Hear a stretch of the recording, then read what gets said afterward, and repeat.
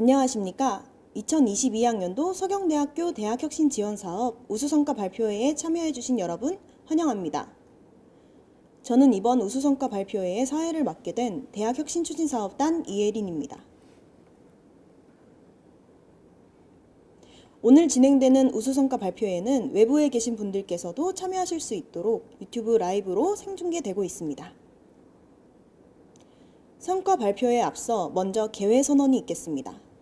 개회선언에는 서경대학교 대학혁신추진사업단 이석형 단장님께서 수고해 주시겠습니다.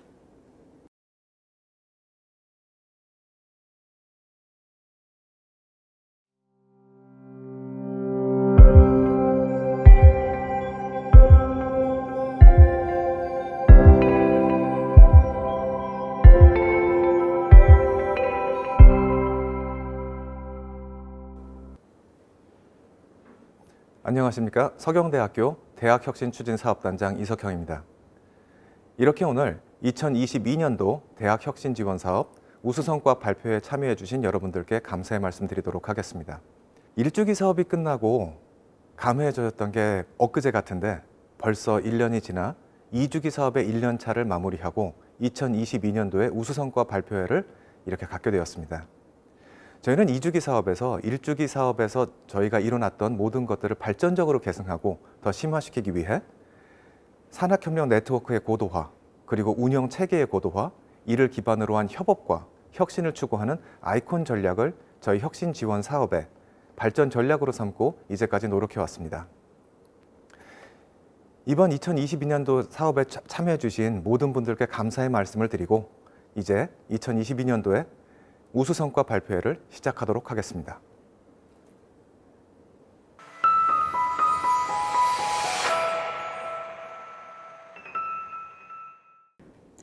다음으로는 학생 참여형 글로벌 프로그램 성과 발표가 있겠습니다. 발표는 대학혁신추진사업단을 대표하여 이석형 단장님께서 진행해 주시겠습니다.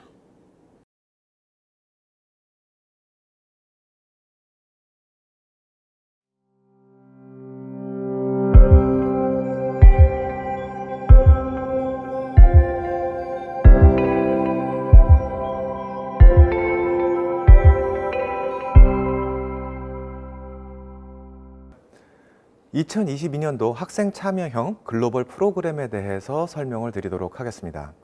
저희가 사실은 이 프로그램을 우수성과로 뽑겠다고 한 데에는 여러 가지 이유가 있습니다.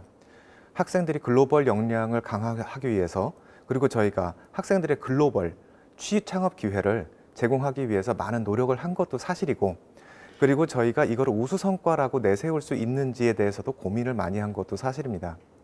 저희가 고민을 많이 하게 된 이유는 어떻게 보면 단순합니다. 실제로 글로벌 역량이라는 게 무엇인지, 그리고 저희가 어떻게 해주는 게 학생들의 글로벌 역량을 정말로 강화시키는 것인지, 그거에 대한 부분이 아직 저희도 확신이 서지 않고 이 부분에 대해서 지속적으로 발전을 시켜 나가고 있는 상황이기 때문입니다.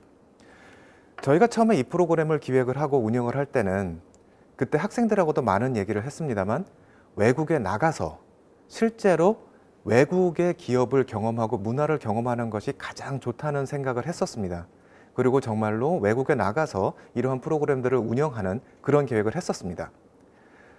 하지만 저희가 다 알다시피 이 코로나가 확산이 되고, 그리고 외국으로 나가는 것이 불가능해지면서 저희가 어떻게 하면은 이러한 상황에서도 학생들의 글로벌 역량을 키워줄 수 있을까, 이런 부분을 고민하게 되었고, 학생들의 글로벌 역량이라는 것이 무엇인지에 대해서 근본적으로 다시 한번 질문해보는 계기가 되었습니다. 그래서 지금 현재 저희가 운영하는 프로그램들은 다른 대학들과 비교해서 훨씬 더 고도화된, 그리고 체계적인 프로그램을 운영을 하고 있다고 자부를 하고 있습니다만, 저희의 프로그램은 현재 완성형이 아니라 지속적으로 발전을 거듭하고 있는 진화형이라는 말씀을 드리고 싶습니다. 저희는 이 프로그램을 앞으로도 계속 지속적으로 발전시켜서 진정으로 학생들의 글로벌 역량을 키워주고, 그리고 글로벌 취창업 역량을 강화시켜 줄 수 있는 프로그램으로 발전시켜 나갈 것입니다. 자, 그러면 저희의 프로그램에 대해서 간략하게 설명을 드리도록 하겠습니다. 일단 오늘 발표 순서는 저희 서경대학교의 혁신지원사업 추진 전략에 대해서 간략하게 설명을 드리고, 그리고 저희가 가지고 있는 글로벌 프로그램의 추진 전략에 대해서 설명을 드리도록 하겠습니다. 그리고 이제 저희가 이제까지 해왔던 추진 개요와 저희가 실제로 운영을 했던 그 실적과 성과에 대해서 설명을 드리도록 하겠습니다.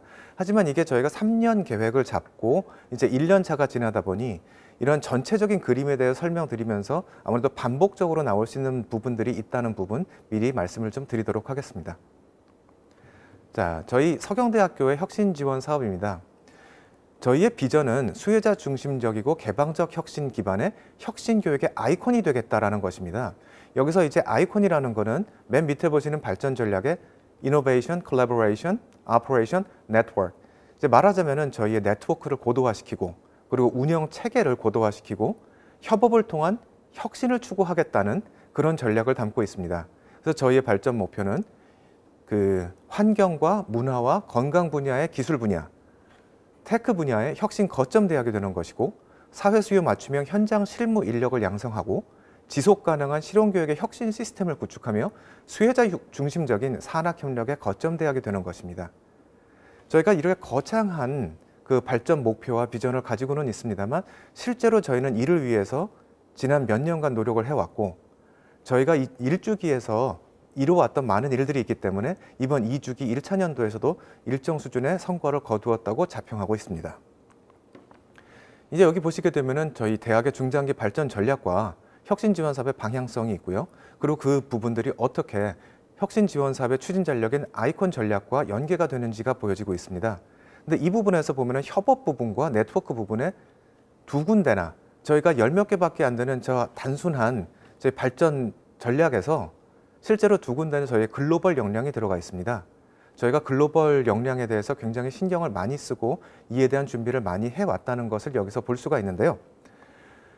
저희가 하고 싶었던 거는 어떻게 보면 단순합니다. 학생들이 정말로 원하는 방법에 따라서 학생들과 대학과 기업들이 함께 일을 하며 실무 역량을 익히는 것을 저희 프로그램의 기본 방향으로 설정을 했습니다. 이를 위해서 저희가 외국 기업들하고도 많은 대화를 했고 그리고 학생들에게도 많은 수요 조사를 해서 가장 효과적이고 실용적인 프로그램이 운영될 수 있도록 저희가 노력을 했습니다. 대신 여기서 고민이었던 건 그겁니다. 글로벌 실무 역량이라는 게 도대체 무엇이냐 하는 부분인데요. 처음에 저희가 이거를 수요 조사를 했었을 때는 아무래도 어학 능력을 가장 많이 얘기를 했었습니다. 근데 어학 능력이라는 거는 사실 국내에 있어서 어학 능력을 키운다는 거는 어느 정도 한계가 있어서 외국에 나가는 게 가장 효과적이고 또 그 나라의 해당 국가의 문화를 접할 수 있어야 어학 능력이 어느 정도 이상으로 향상된다는 거는 모두가 알고 있는 사실입니다. 하지만 이게 또 글로벌 실무 역량이라고 말을 하게 되면 어학 역량과는 또 조금 다른 개념이 생깁니다. 어떤 의미냐면은 저희가 한국에서 일을 할 때 회사의 분위기라는 게 있고 업무 진행 방향이 있습니다.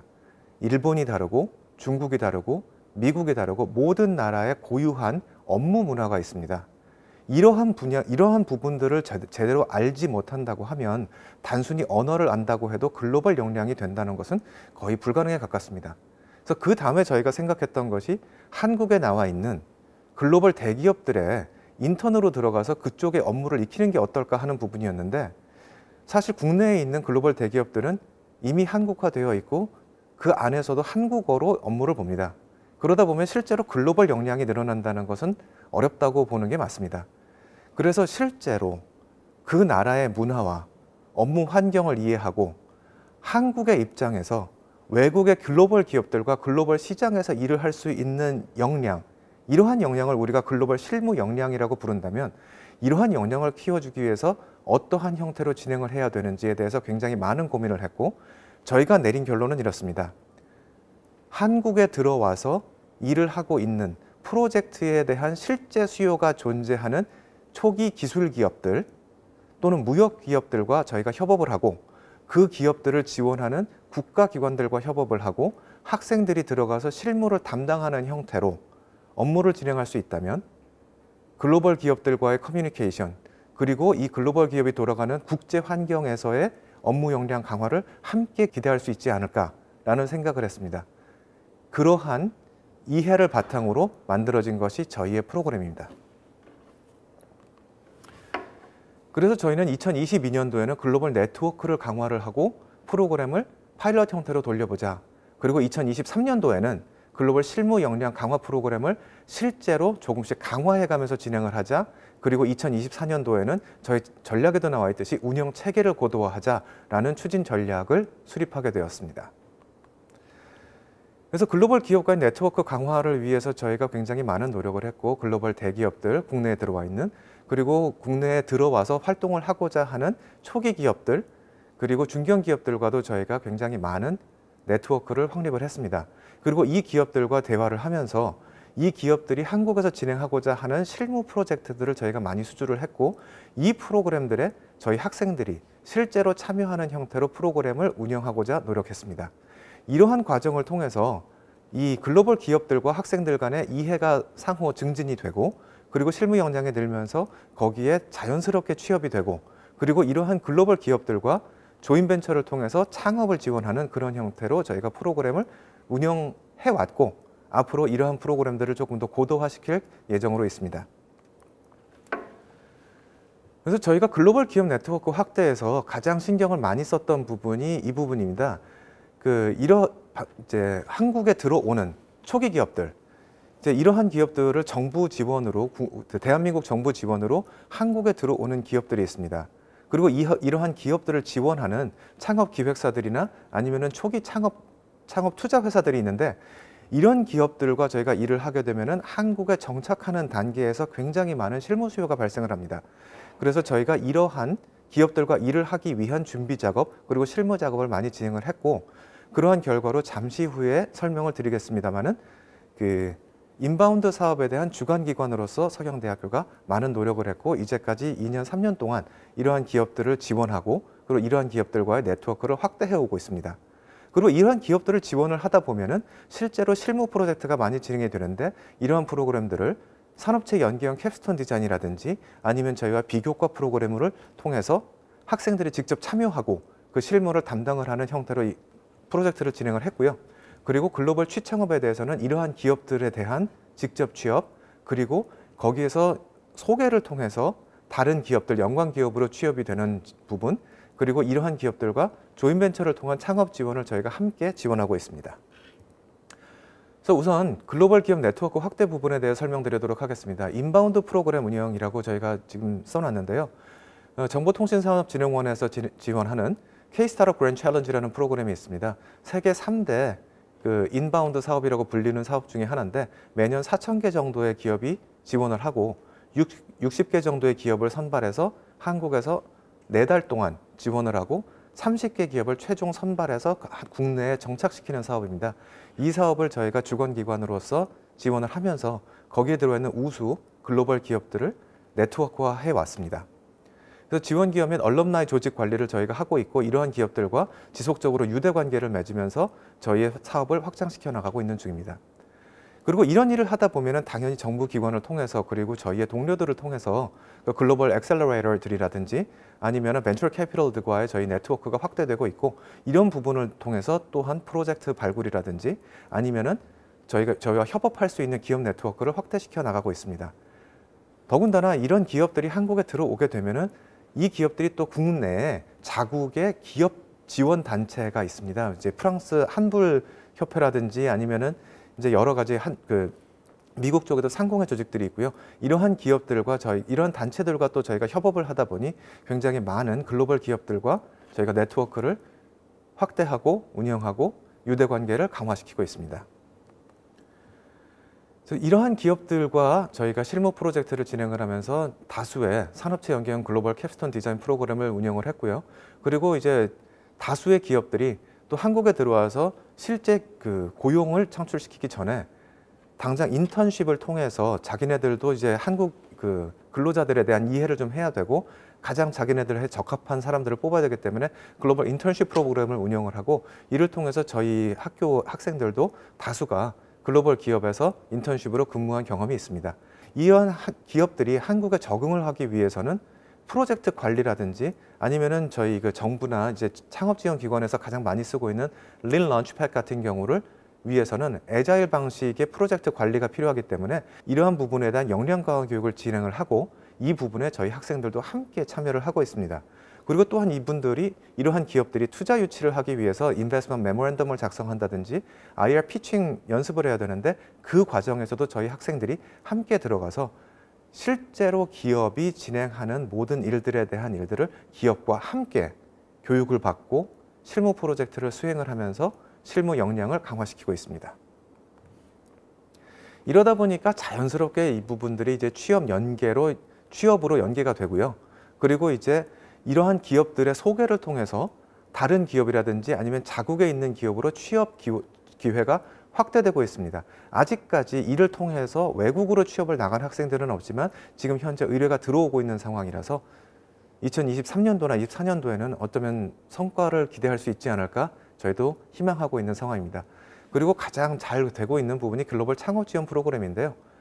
저희가 일을 하다 보면은 저희 학생들 중에서도 이러한 기업들과 함께 일을 하기 위한 조인벤처를 기획하게 되는 경우가 있고, 그리고 실제로 이 부분은 저희 학교 학생들 중에서 그 외국의 기업과 함께 조인벤처로 창업을 지금 현재 진행하고 있는 학생이 있습니다. 그래서 이 부분은 가시적인 성과가 지금 도출되고 있는 상황입니다. 그래서 저희가 이제 진행했던 얘기들을 보게 되면은 2021년도에 이제 K-스타트업 그랜드 챌린지 후속 지원 사업을 운영을 했고, 2022년도에는 인바운드 인큐베이팅 사업이라고, 이거는 이제 그 정보통신산업진흥원이 아니라 창업진흥원에서 진행하는 사업인데 저희가 또 주관 기관으로 이 부분을 운영을 하고 있습니다. 그리고 요새 굉장히 핫한 부분이죠. 저기 중동의 사우디에 있는 네옴시티의 리빙랩으로 불리는 카우스트라는 대학의 이노베이션 파크와 저희가 협업을 진행을 하고 있고요. 환불 기업인 협회와도 저희가 협업을 진행을 하고 있습니다. 그리고 누차 말씀드렸다시피 산업체 연계형 캡스톤 디자인을 운영을 하고 있고요. 그리고 인바운드 기업들을 통한 글로벌 인턴십 프로그램들을 운영을 하고 있습니다. 거기에 조금 전에 말씀드렸던 애자일 방식의 프로그램 운영을 위해서 데브옵스 워크숍을 저희가 진행을 했고, 저희 학생들도 많이 참여를 했고요. 인베스트먼트 메모랜덤 워크숍이라든지 아니면 글로벌 챌린지 같은 프로그램을 통해서 단순히 저희 학교 학생들뿐만이 아니라 저희와 협력하고 있는 다른 대학의 학생들과 함께 협업을 통해서 프로그램을 진행하는 방식을 운영을 하고 있습니다. 그럼 마지막으로 글로벌 취창업 지원을 보시게 되면은 저희가 그 네트워크 보안에 인재를 뽑기 위한 CTF 프로그램도 운영을 했고, 그리고 조인벤처형 창업 지원 프로그램은 굉장히 활발하게 운영을 하고 있는 상황입니다. 이러다 보니까 당연히 글로벌 네트워크는 이제 확대가 되고 있습니다. 저희가 아무래도 이제 K-스타트업 그랜드 챌린지에서 얻어진 그 기업들이 굉장히 많은 상태고, 이 부분은 저희가 지난 몇 년간 단순히 2022년도가 아니라 그 전부터 지금 쌓아온 상태이기 때문에 지금 현재 거의 40개 정도의 기업이 저희와 협약을 맺고 글로벌 기업과 진행을 하고 있고, 그리고 인바운드 프로그램에서도 몇 개 더 기업이 더 확보가 된 상태이며, 올해는 이보다는 조금 더 큰 스케일의 네트워크를 확대를 할 예정으로 있습니다. 그리고 환불기업협회, 그리고 다른 기관들과의 협력을 통해서 국내 기관과의 유대관계를 확대를 시키고 있고, 그리고 학생과 기업들 간의 네트워킹을 활성화하는 다양한 프로그램을 운영을 하고 있습니다. 지금 설명드린 여러 가지 프로그램들 중에서 이제 조금 더 수치로 구체화시켜서 말씀을 드리자고 하면, 산업체 연계형 글로벌 캡스톤 디자인 같은 경우에는 저희가 교과, 비교과를 합쳐서 10개의 프로젝트를 운영을 했습니다. 그래서 글로벌 산업체 연계형 같은 경우에는 글로벌 기업으로부터 수요 요청서를 받고 그 프로젝트에 적합한 학생들을 저희가 선발을 해서 그 학생들이 프로그램에 참여하는 형태로 운영이 됩니다. 단순히 저희 교수들이나 아니면 기업들 간에 하는 것이 아니라 기업의 요구에 따라 학생들이 지원하고 그 학생들이 그 해당 업무를 수행하는 형태로 진행을 하기 때문에 학생들의 참여도나 만족도도 높고, 그리고 실제로 프로그램이 완료가 됐을 때 학생들의 역량 향상을 저희가 가시적으로 확인할 수 있는 부분들이 있습니다. 주로 프로그램들 같은 경우를 보게 되면 국내 시장 분석이라든지 국내 소비자의 피드백 분석, 그리고 기업들의 국내 시장 진출 전략 등 다양한 부분에서 프로젝트를 운영을 하고 있습니다. 그리고 여러 가지 교육 프로그램이 있는데, 이런 부분들은 저희가 교육 프로그램들을 다 영어로 제작을 하고, 이 부분은 저희 학교의 메타버스에서 제공을 하고 있고 지금 유튜브로도 올라가 있는 상태이기 때문에 학생들이 자유롭게 이 컨텐츠를 활용을 할 수 있는 상황이고요. 그리고 저희가 가지고 있는 다양한 워크숍을 통해서 이러한 교육 프로그램들을 함께 운영을 하고 있습니다. 당연한 얘기지만 이러한 워크숍들은 전부 영어로 진행이 됩니다. 그래서 여기에 들어와 있는 학생들은 그 워크숍 기간 동안 대부분 1박 2일로 진행이 되는데 외국 기업들 그리고 저희 멘토들과 지속적으로 영어로 커뮤니케이션을 하면서 워크숍을 진행을 하고 있습니다.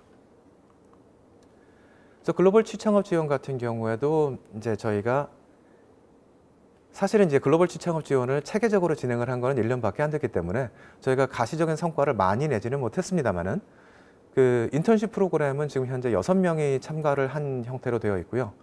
그리고 그 저희가 이제 글로벌 소싱 플랫폼에서도 커넥터로 활동을 하고 있기 때문에 이 부분에서 인턴십 기회가 더 확대될 거로 저희가 기대를 하고 있습니다. 그리고 창업 지원은 저기 조금 전에 말씀드렸던 부분인데 이제 핀란드 기업과 함께 이제 학생 창업이 지금 진행이 되고 있어서 잠시 올해 안에 이제 법인 설립이 되고 실제로 그 매출이 발생을 할 것으로 저희는 기대를 하고 있으며 이건 이외에도 다양한 형태의 그 조인트 벤처형 창업이 논의가 되고 있습니다. 그래서 이 부분에서 이제 글로벌 부분을 어떻게 조금 더 강화해서 학생들이 글로벌 시장으로 진출하는데 저희가 도움을 줄 수 있을지 현재도 고민을 하고 있는 중입니다. 자, 그러면 이제 마지막으로 저희의 운영 실적과 성과에 대해서 설명을 드리도록 하겠습니다. 이 부분은 저희가 이제 인바운드와 아웃바운드 네트워킹이라고 부르고 있는데 2022년도 5월 달에 저희가 진행을 했었고요. 인천 스타트업 파크에서 진행을 했었습니다. 이거는 이제 외국에서 들어온 인바운드 기업들과 국내 기업들 중에서 외국으로 진출을 하고자 하는 아웃바운드 기업들이 함께 네트워킹을 했고 그리고 그 과정에서 저희 학생들이 함께 참여를 해서 통역을 담당하기도 하고 그리고 문서에 대한 설명을 옆에서 보완하기도 하고 그리고 이 과정을 통해서 나중에 프로젝트가 만들어졌을 때 거기에 일부 참여하기도 하는 그러한 실적을 거두었습니다. 여기 보이시는 이제 사진이 저희가 이 프로그램을 진행을 했을 때 사진들이고요.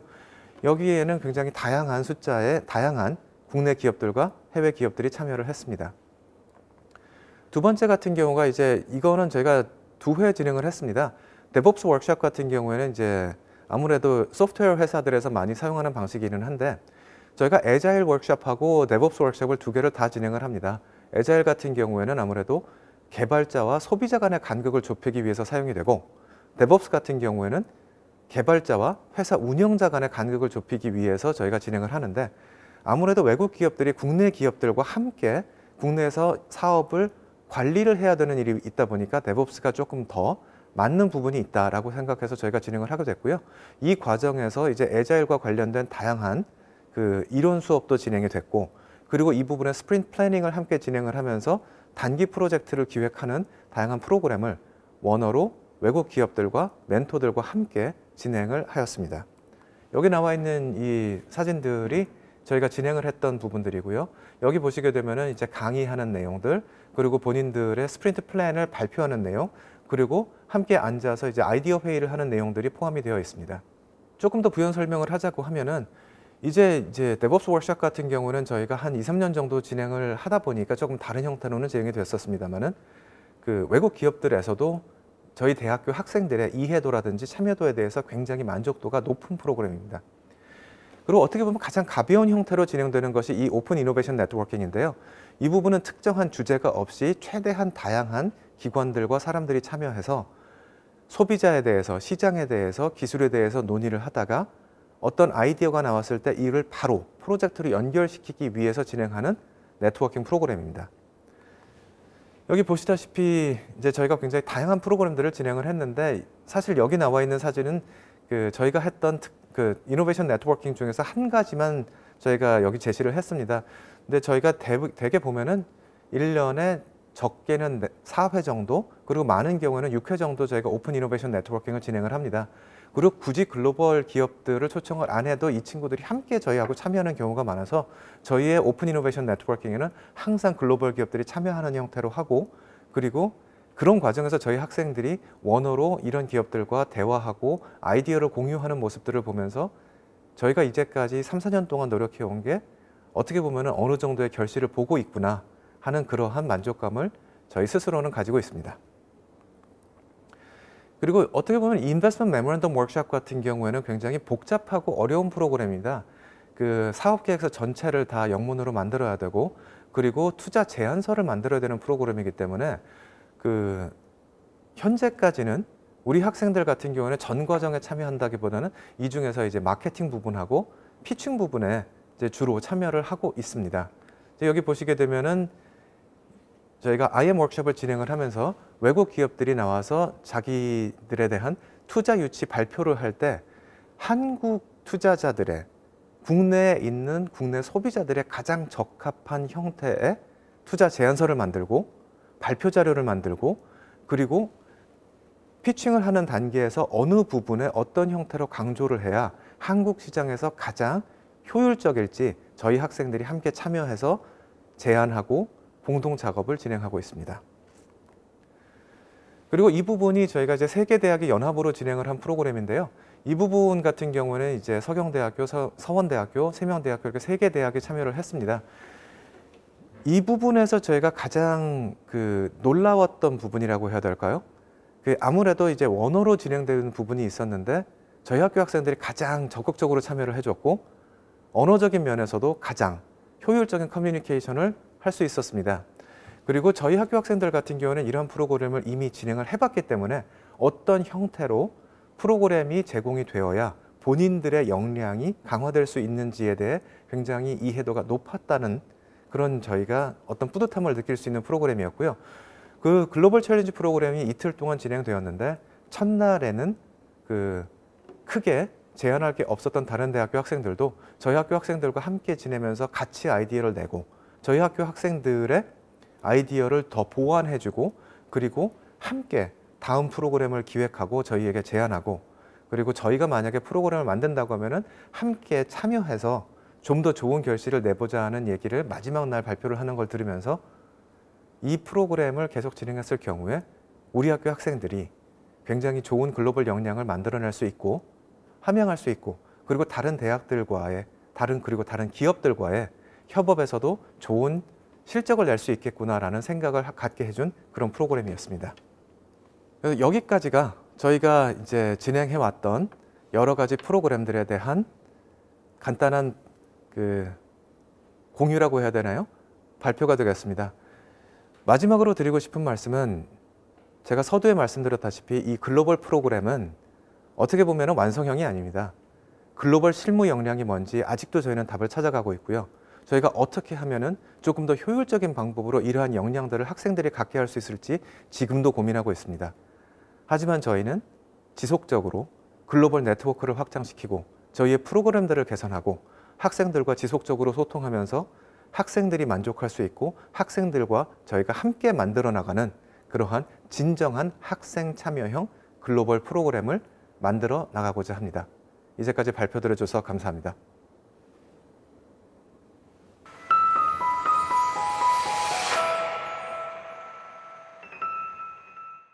다음으로는 마음건강 심리안정망 사례 발표가 있겠습니다. 발표는 진로심리상담센터를 대표하여 인성교양대학 황지연 교수님께서 진행해 주시겠습니다.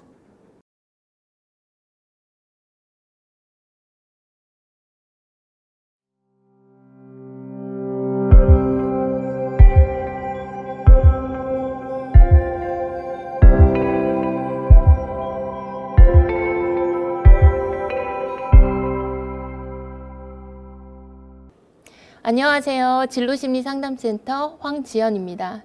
오늘 발표는 마음건강심리안전망 성과 공유로 재학생 심리적 위기 상황에 개입하는 프로그램에 대한 것입니다.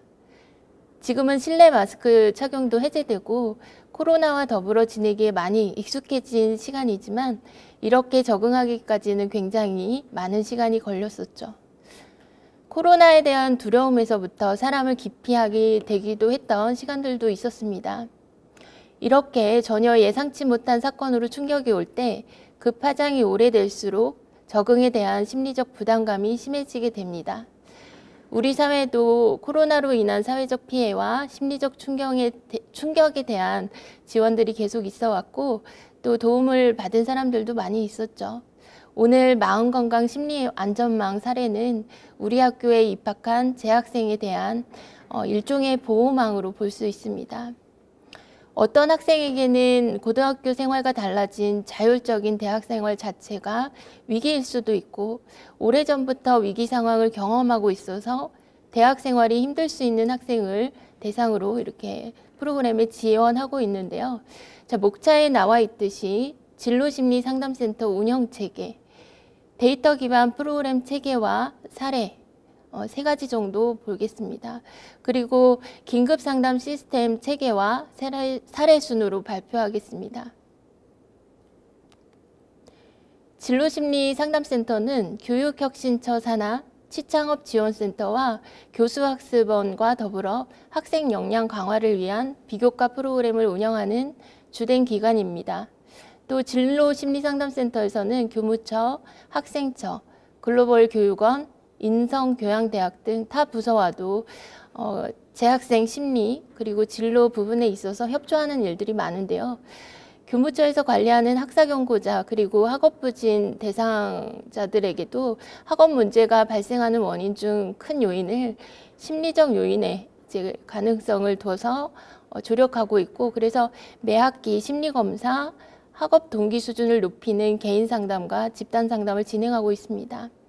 또 학생처에는 멘토 교수제를 운영하고 있는데 학생 지도에 있어서 친근하고 도움 주는 교수가 되기 위한 의사소통 기법이나 진로 발달 수준에 대한 이해를 높이는 그런 교육을 제공하고 있습니다. 성폭력, 가정폭력 교육과 장애 학생 개인 상담 지원을 위해서 학생처와 발맞춰 가고 있습니다. 그리고 글로벌 교육원에는 외국인 학생의 적응을 돕기 위해서 오늘 사례도 이렇게 담겨 있는데 데이터 기반 심리 상담 체계를 바탕으로 심리 지원을 하고 있고, 인성교양대학에는 역량 중심의 교육을 위해서 비교과 프로그램도 지원하고 있습니다. 대학혁신 사업을 통해 재학생을 지원하는 차원이 세밀해지고 다채로워졌는데 이 부분도 상당한 성과라고도 할 수 있습니다. 여러 프로그램들이 있지만 오늘 특별히 심리 안전망으로서의 한층 강화된 데이터 기반 운영 프로그램을 함께 나누겠습니다. 진로심리상담센터에서 운영하고 있는 데이터 기반 운영 체계를 살펴보면 다음과 같이 운영되고 있습니다. 심리, 진로, 실태조사가 이렇게 이루어지고 있고, 그에 따라 결과를 분석해서 각 성격에 맞는 프로그램이 운영되고 있습니다. 또 필요에 따라서는 지역기관을 활용해서 재학생에게 필요한 자원을 연결하고자 노력하고 있습니다. 진로심리상담센터에서 심리검사 영역에 있어 이렇게 검사는 1학년부터 3학년까지 실시하고 있는데 1학년은 오늘 같이 살펴보는 단계별 위기학생 지원 프로그램이고 2, 3학년은 이제 간단하게 안내를 드리자면 자기관리와 대학생활 동기 향상을 위해서 자기 이해를 도울 수 있는 심리검사를 활용해서 이제 지원하고 있습니다.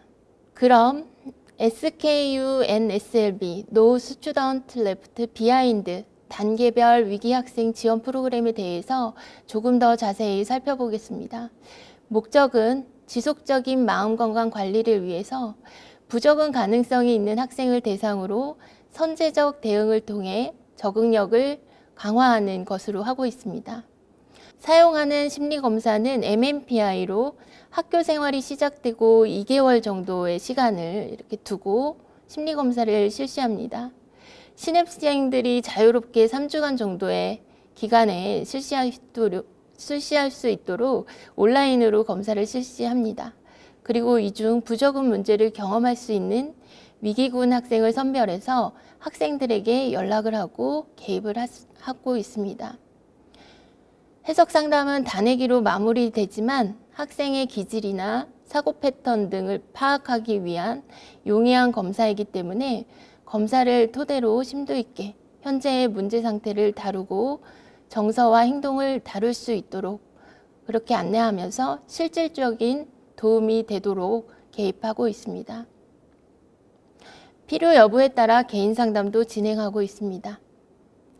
그럼 22학년도 성과를 함께 보겠습니다. 5월에 심리검사를 실시해서 신입생 대략 1200명 중 58% 정도에 해당되는 705명이 검사에 참여하였습니다. 이 가운데 부적응 가능성이 높아 보이는 학생을 선별해서 705명 중에 14%에 해당되는 104명의 학생이 선별되었고 3주 내에 개입하는 것으로 2명의 전담 해석 상담사가 개입했습니다.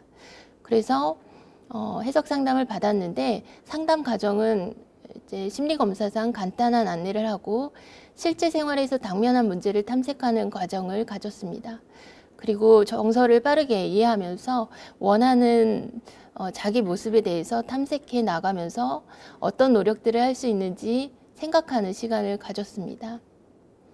그리고 이 가운데 상담이 필요한 학생들을 대상으로 상담을 권했고 이에 동의한 학생이 6명이었습니다. 그래서 지금 현재도 개인 상담을 받고 있는 중에 있습니다.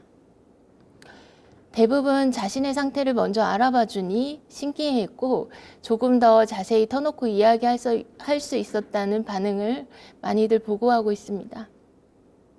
그리고 자신이 행동할 수 있는 부분에 대해서는 생각해 본 적이 없었음을 보고하면서 여러 통찰들을 또 가지기도 했었던 것 같습니다. 2016년부터 이 집단 검사를 하고 이제 해석 상담을 개입했는데 이전에는 대학혁신 사업 이전에는 전임 상담사가 거의 1년 동안의 시간을 들여서 개입을 했습니다. 그렇지만 대학혁신 사업을 통해서 한 달 내에 이제 개입했다는 것, 그리고 집단 프로그램까지 구축했다는 것이 굉장한 성과라고 볼 수 있습니다. 더군다나 코로나 확산으로 인해서 심리적 고립감과 무기력감을 호소하는 학생들이 위기감을 더 많이 느끼고 있는데 이 부분에 있어서 심도 있게 도움될 수 있는 안전망으로서의 역할을 단단히 해나가야 되는 그런 이제 막중한 책임마저도 가지게 되는 프로그램입니다. 문제가 심각해지기 전에 위기에 개입했다는 점과 또 지속적이게 2, 3학년 대상으로도 확대돼서 심리검사를 활용한 프로그램을 할 수 있다는 부분이 커다란 성과라고도 볼 수 있습니다. 자, 이제 두 번째 사례를 볼 텐데요. 학과 특성을 고려한 프로그램으로서 SKU NSLB 학과 지원 프로그램입니다. 아동학과를 대상으로 하였고 일단은 코로나로 인해서 만날 기회가 없었던 학생들이었기 때문에 친밀감을 강화하는, 그리고 예비 교사로서 이렇게 아동학과 학생들이 공부하기 때문에 교사로서의 자질함양 프로그램도 같이 준비했습니다.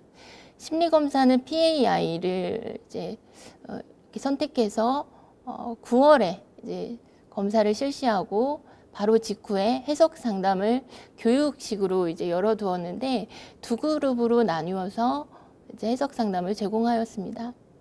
심리검사에 80명의 학생이 참여하였고 해석 상담 그룹에 이제 두 그룹으로 나뉘어서 22명, 23명, 총 45명의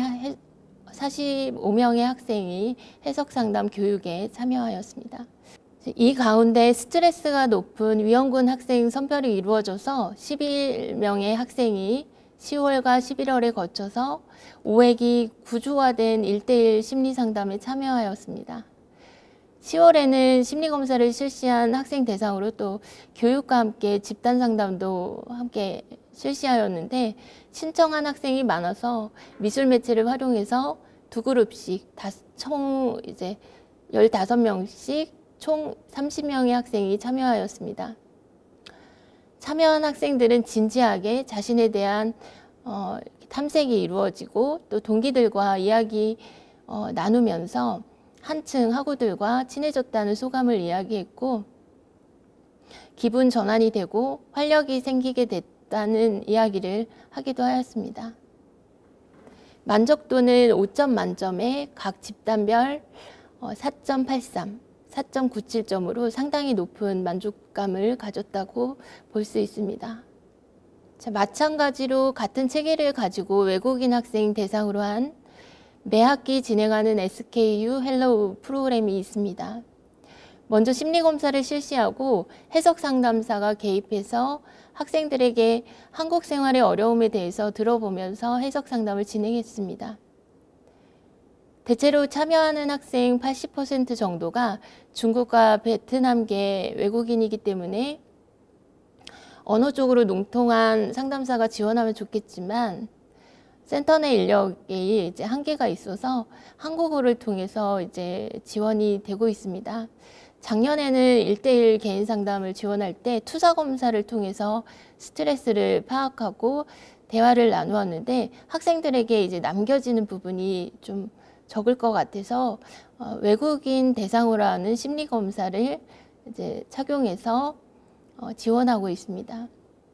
그래서 학생들이 그 본인의 이제 베트남, 중국어 그리고 영어로 된 심리 검사 결과지를 각각 받아보면서 자신의 상태를 이해하는 데 도움이 되고 또 이를 바탕으로 해서 어려움이 있는 부분을 좀 같이 탐색하면서 해석 상담을 제공했습니다. 매 학기 외국인 학생 대상이 개인 상담에 참여하고 있는데 1학기에는 257명의 학생이 심리검사를 실시하였고 104명의 학생이 1대1 해석 상담을 통해서 자신의 심리 상태에 대해서 더욱 자세히 살펴볼 수 있도록 개입하였습니다. 2학기에는 89명의 학생이 참여하였는데 조금 적은 인원이었죠. 지속적으로 외국인 학생이 한국에서 특히 서경대학교에 입학해서 학교 생활을 할 때 대학 생활을 더 잘 영위할 수 있도록 심리적 도움을 지원할 것입니다. 집단 상담도 지원하였는데 언어적 한계를 고려해서 매체를 활용해서 준비하였습니다. 미술을 통해서는 심리적 안정감을 위해서 고향을 떠올리면서 자신이 가장 좋아했던 장소에서의 추억을 나누는 것으로 정서적 교류를 통해서 친밀감을 다지는 시간을 가졌고 또 모래의 상자 매체를 통해서는 현재 자신의 상태를 점검해 보면서 진로 발달을 촉진하기 위해서 채워나가야 할 노력들에 대해서 살펴보았습니다. 그래서 자신의 미래상에 대해서 구체화할 수 있도록 시간을 가졌습니다. 그래서 자존감 사전사후 검사상 아주 미세하지만 상승된 것을 볼 수 있었고 만족도도 5점 만점에 4.47, 4.24점으로 상당히 만족해하고 있음을 볼 수 있습니다. 이렇게 데이터 기반으로 한 신입생 아동학과 유학생 대상으로 한 프로그램을 살펴보았습니다. 대학혁신 사업을 통해 대상도 확대되고 방식도 다양하게 했던 부분이 커다란 성과라고 볼 수 있습니다.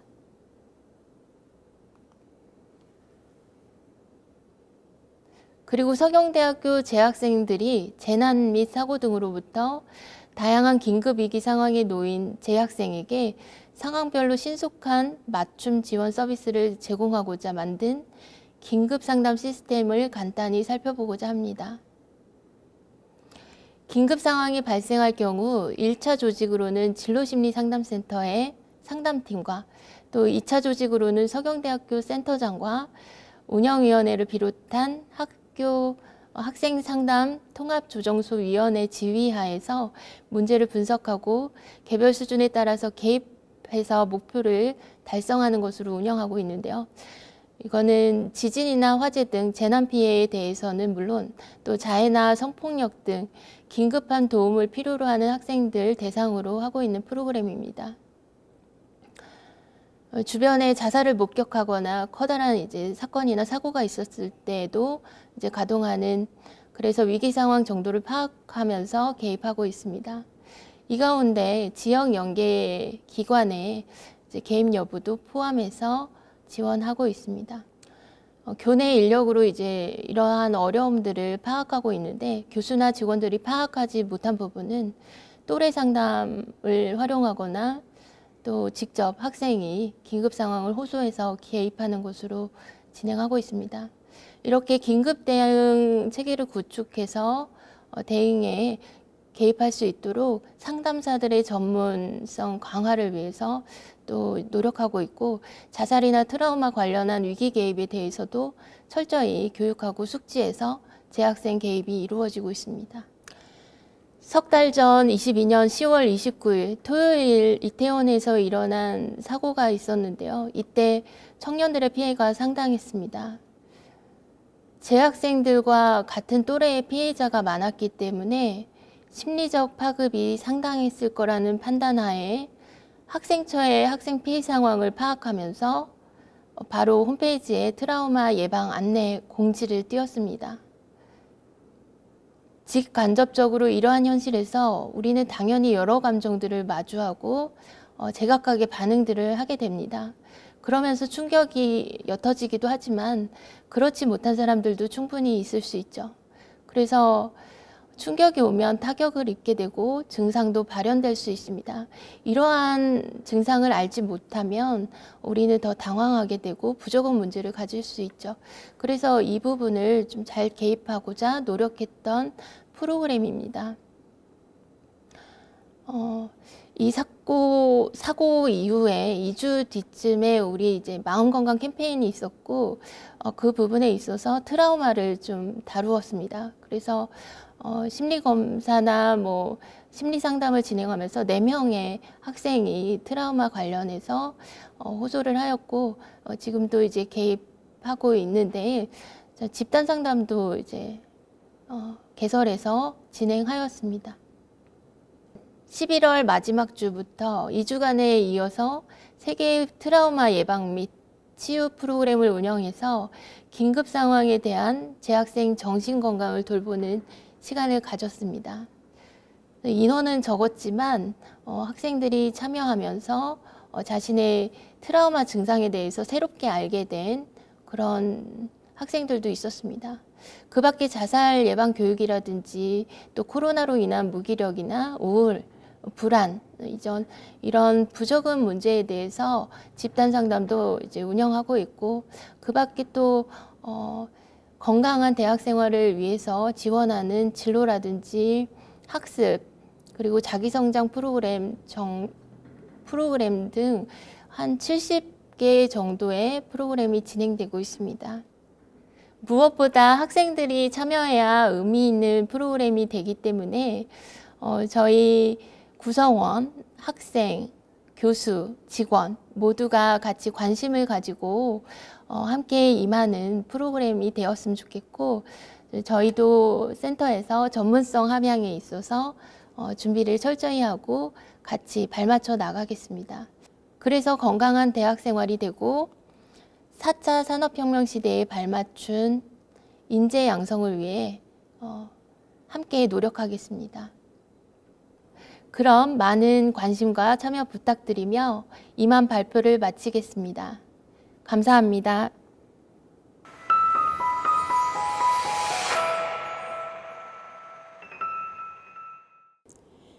다음으로는 학생 맞춤형 학생 지원 S러닝 혁신 발표가 있겠습니다.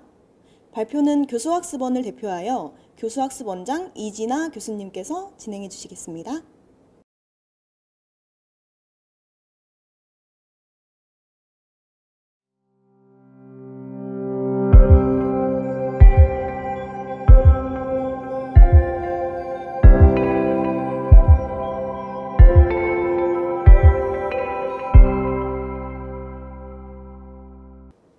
네, 안녕하십니까. 네, 2022년도 대학 혁신사업 성과 공유회 학생 맞춤형 학생 지원 혁신 발표를 맡은 교수학습원 원장 이진아 교수입니다. 자, 오늘 발표의 주요 컨텐츠를 말씀드리도록 하겠습니다. 자, 우선 저희 서경대학교 교수학습원의 학습 역량 강화 프로그램 체계 및 운영 성과에 대해서 간단하게 말씀드리려고 하고요. 그 중에서 특히나 사실은 굉장히 어렵지만 지원하고 나서 성과가 가장 좋았던 우수 사례 2가지를 말씀드리려고 합니다. 첫 번째는 학습 소수자 1대1 밀착 지원인 S러닝 클리닉 중에서 러닝업 학습 컨설팅과 그리고 교수와 함께하는 학습 연구 프로젝트 중에서 S러닝 랩 이 2가지 우수 사례를 말씀드리려고 합니다. 그리고 마지막으로 마무리하면서 앞으로 나아가야 될 방향에 대해서 말씀드리도록 하겠습니다. 자, 우리 서경대학교 교수학습원은 2022년도에 교수학습원으로 확대 개편되었습니다. 이전에는 교수학습지원센터와 티치이노베이션 센터로 구분되어 있었는데요. 저희가 교수학습의 역량 강화를 위해서 그리고 대학 교육의 질적 향상을 제고하기 위해서 교수학습원으로 조직 개편을 하였습니다. 이 조직 안에는 굉장히 중요한 두 가지 자문기관이 있는데요. 하단에 그 티칭 이노베이션 랩과 휴먼 커뮤니케이션 랩 두 자문기관이 교수 지원 연구와 학생 지원 연구를 자문하고 있고요. 자문하는 역할로 전임 교원, 교육학 출신의 전임 교원 두 분이 계십니다. 저희 부서에서는 교사학습지원부, 교수지원부, 학습지원부, 매체지원부로 구분되어 있는데 오늘 발표하고자 하는 학습 역량 강화 프로그램을 전담하는 부서는 학습지원부입니다. 학습지원부는 기초학습 프로그램, 전공학습 프로그램, 학습 소수자 프로그램, 맞춤형 학습 프로그램으로 구체적으로 상세하게 체계적으로 운영되고 있습니다. 자, 저희 학교에 서경대학교의 학습 역량 지원 체계를 간단하게 말씀드리려고 하는데요. 교육 목표와 6대 핵심 역량을 기반으로 해서 교수학습원의 학습 역량 강화 목표는 학습 경험을 통한 자기주도 학습 및 자아 실현 역량 강화입니다. 이런 강화 목표에 따라서 4가지 추진 전략을 가지고 운영되고 있는데요. 그 첫 번째가 역량기관 학습 체계의 내실화입니다. 그래서 굉장히 자기주도적이면서 협동학습을 형성할 수 있는 그런 프로그램들이 다양하게 신설되어 있고요. 학습 성장 단계별 지원 체계 강화라는 전략 추진하에 학생 맞춤형 학습 역량을 강화하고 있습니다. 세 번째는 수요자 중심 교육 활성화 전략 목표에 따라서 학업 부진 학생 대상 지원을 강화하고 있습니다. 마지막으로 학습 환경을 구축하기 위해서 2022년도부터는 학습 클린 랩실을 구축해서 에듀 어드바이저가 상시적으로 학습 상담을 진행하고 있습니다. 학습 역량 강화 프로그램 체계를 좀 더 구체적으로 살펴보려고 하는데요. 지금 보시다시피 초록색 박스로 제가 표시를 해놨는데요. 이 초록색 박스는 이번 우수 사례 발표를 하고자 하는 그런 프로그램 체계입니다.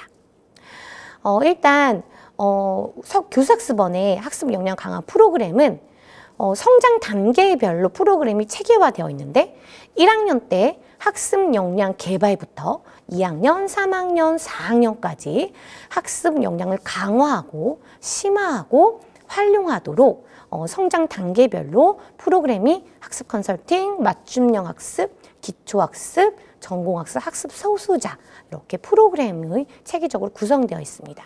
그 중에서 학습 컨설팅 이쪽 부분을 좀 중심으로 설명드리려고 하는데요. 학습 컨설팅 진단부터 MLSD 학습 전략 검사라는 진단부터 학습 컨설팅 그리고 사후 관리까지 자세하게 말씀드리도록 하겠습니다.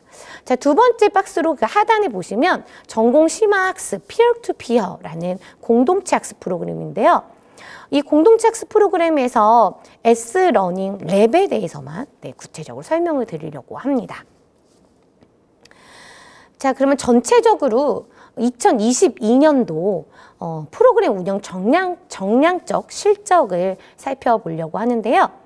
일단 보시다시피 2021년도 대비 2022년도 실적이 굉장히 향상되었습니다. 아마도 저희 교수학습원으로 확대 개편된 것도 있고요. 그리고 프로그램 개발하는 데 있어서 저희 교수학습원에 많은 연구자들 그리고 연구원들께서 에듀 어드바이저로서 역할을 다 했기 때문에 굉장히 좋은 실적이 향상된 걸로 볼 수가 있겠습니다. 일단 예산부터 보려고 하는데요. 예산이 대학 회계랑 국고 결산 기준으로 봤을 때 2021년도 2억 7천 정도 됐습니다. 2022년도에는 3억 5천 정도의 예산 규모로 프로그램 101개 프로그램이 운영되었고요. 참여자 인원수도 확대되었습니다.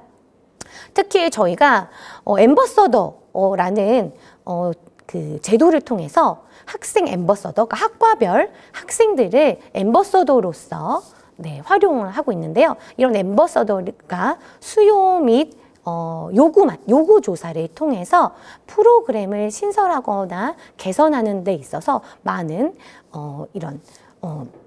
많은 조언과 네, 의견을 수렴하고 있습니다. 이런 앰버서더의 역할을 강화하고 다양한 홍보를 통해서 참여자 인원수가 대략 4천 내지 5천 이상 참여 인원수가 확대되었습니다. 저희가 매년 이렇게 프로그램이 진행되고 나면요. 만족도 조사나 개선 설문조사, 성과 분석을 통해서 지속적으로 개선 환류를 하고 있습니다.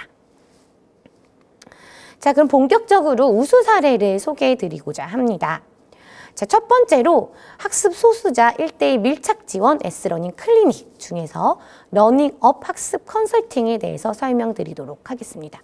자, 이 러닝업 학습 컨설팅은 맞춤형 1대1 학습 컨설팅 프로그램인데요.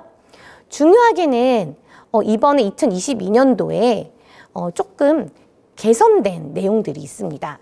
그 핵심 내용은요. 학습자 분석을 통해서 대상자를 분류해서 선별해서 교우 내외에 에듀 어드바이저의 1대1 개인 밀착 지도가 운영되고 있다는 부분인데요. 선별을 할 때는 이 MLST2라는 검사 진단 결과를 바탕으로 해서 정서가 낮은 군, 행동 특성군이 낮은 그런 대상자들을 데이터베이스로 구축을 해서 에듀 어드바이저에게 개인 밀착 지도를 요청하는데 활용되고 있습니다. 자, 이 러닝업 학습 컨설팅 프로그램은요. 학과별 지도 교수 및 교내외 에듀 어드바이저를 통해서 체계적으로 관리되고 있고요. 이런 프로그램을 통해서 학생들의 학생 생활 적응뿐만 아니라 중도 탈락을 예방하는 데 있어서 굉장히 효과가 좋은 걸로 판단되고 있습니다. S러닝 클리닉 지원 체계부터 좀 설명을 드리도록 하겠습니다. 저희 S러닝 클리닉 지원은요, 일단 MLST2 학습 전략 검사부터 진행이 됩니다. 1학년 신입생들은 거의 필수적으로 진행돼야 되는 검사이고요. 2022년도에는 560명의 학생이 검사를 받았습니다. 이런 데이터를 구축해서요, 2가지 학습 컨설팅으로 진행이 되는데요. 첫 번째가 원스톱 점프업이라는 학습 컨설팅인데요. 이 학습 컨설팅은 교내에 대면 학습 코칭으로 저희 교수학습원에 에듀 어드바이저가 학습 컨설팅을 진행하는 프로그램입니다. 러닝업 학습 컨설팅은요, 심화 과정이에요.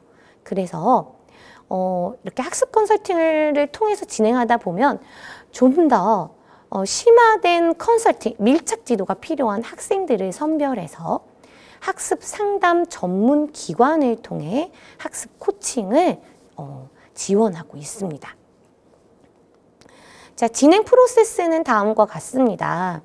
학습자 분석과 진단은 저희 교수학습원에서 진행을 하고요. 그래서 정서 특성군과 행동 특성군을 분류한 데이터베이스를 기반으로 해서 꼭 필요한, 지원이 꼭 필요한 학생들을 선별하여 대내외 전문기관을 통해서 1차부터 3차까지 맞춤형 컨설팅을 진행을 합니다. 1차 맞춤형 학습 컨설팅의 핵심은 학습 전략 검사를 개인별로 해석해주고 컨설팅을 하는 것뿐만 아니라 실천 과제를 제시해주는 게 핵심이고요. 2차와 3차를 거쳐서 지속적으로 실천을 위한 액션 플랜을 주어지게 됩니다. 이 액션 플랜을 실천함으로 인해서 학생들이 학업 성취도가 높아진다라든지 굉장히 좋은 효과를 보고 있습니다. 자, 네 번째로 이렇게 컨설팅이 끝나고 나서 딱 스탑되는 것이 아니라 저희 교수학습원 자체적으로 사후 관리가 진행이 됩니다.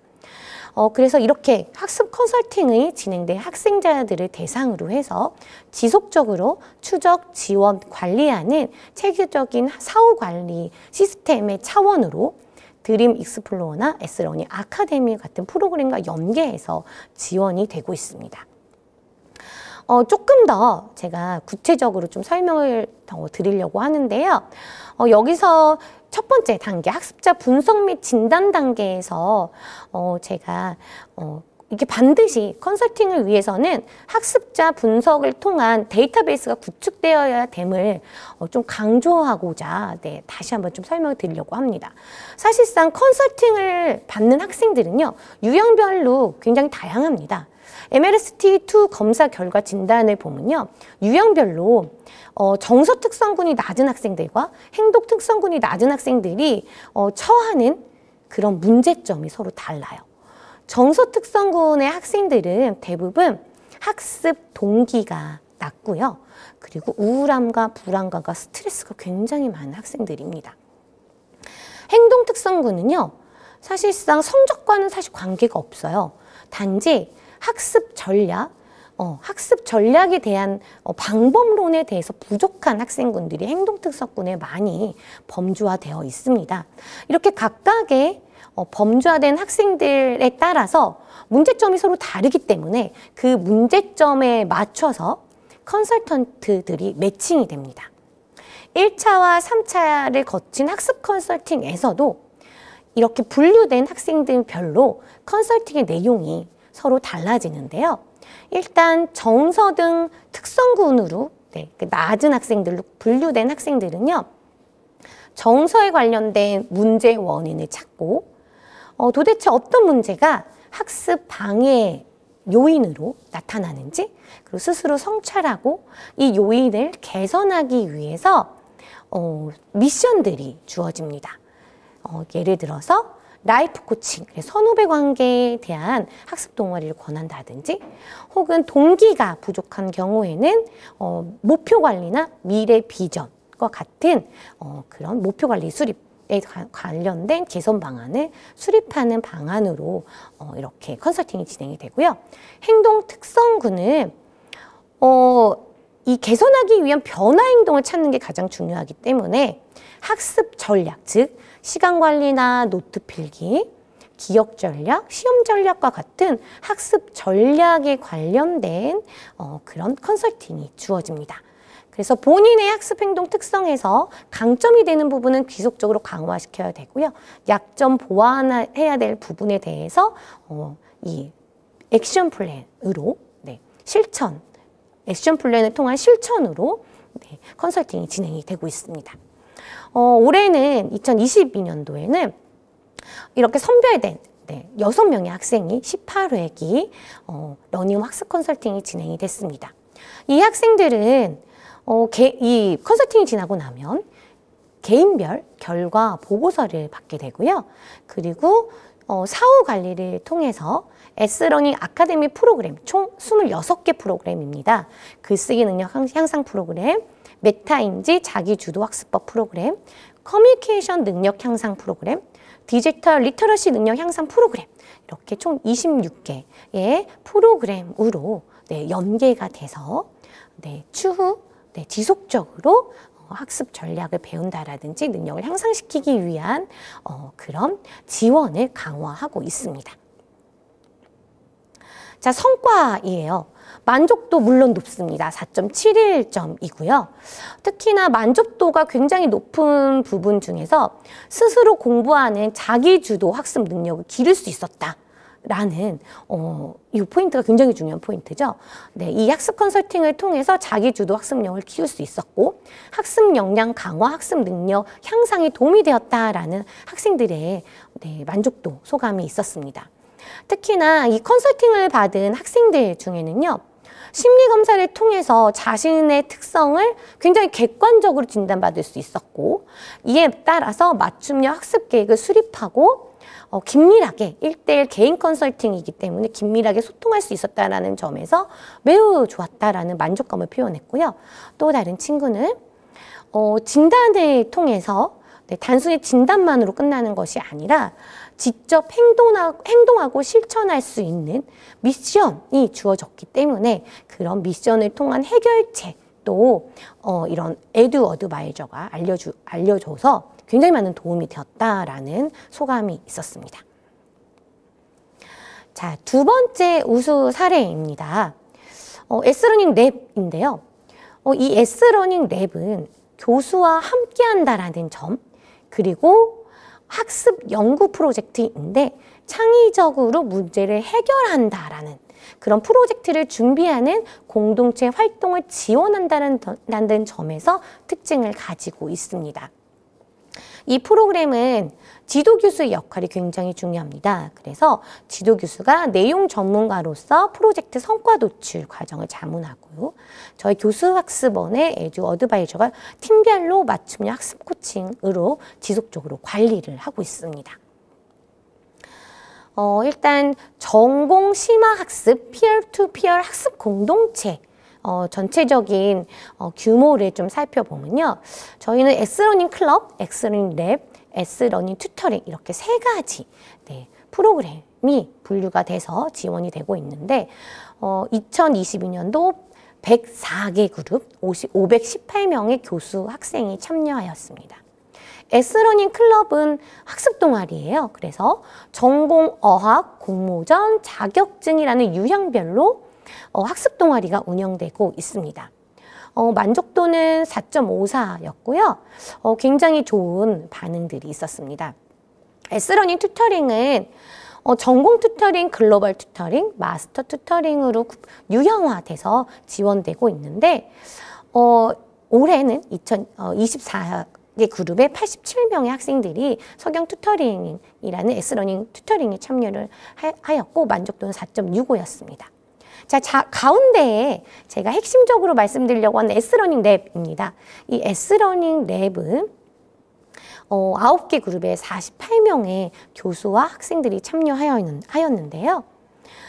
특징적으로 보면 앞서 말씀드린 바와 같이 교수자가 내용 전문가로서 굉장히 중요한 역할을 하고 온, 오프, 하이브리드식 밀착 지도를 통해서 관리하고 있다는 점입니다. 그래서 그런지 이렇게 진행 프로세스도 굉장히 상세하고 체계적으로 관리되고 있는데요. 일단 오리엔테이션을 통해서 이 달성해야 될 창의적인 문제 해결 프로젝트에서 각 구성원들이 달성해야 될 목표를 설정을 합니다. 그리고 목표를 설정해야 되는 방법에 대해서 방법과 진행 과정에 대해서 오리엔테이션 때 설명을 드리고요. 10회 20시간 이상씩 주간 학습 보고를 진행을 합니다. 그리고 관리 얼마나 잘 학생들이 잘 진행되고 있는지 중간 강담회를 통해서 어려운 점이 없는지 개선해야 될 부분이 있는지 목표 달성에 어려움은 없는지 도달하고 있는지를 체크합니다. 그리고 최종적으로 결과 보고서와 교수의 면담 보고서가 제출이 되고요. 마지막으로 성과 공유회를 통해서 이 S러닝 랩에 대한 성과를 함께 나눕니다.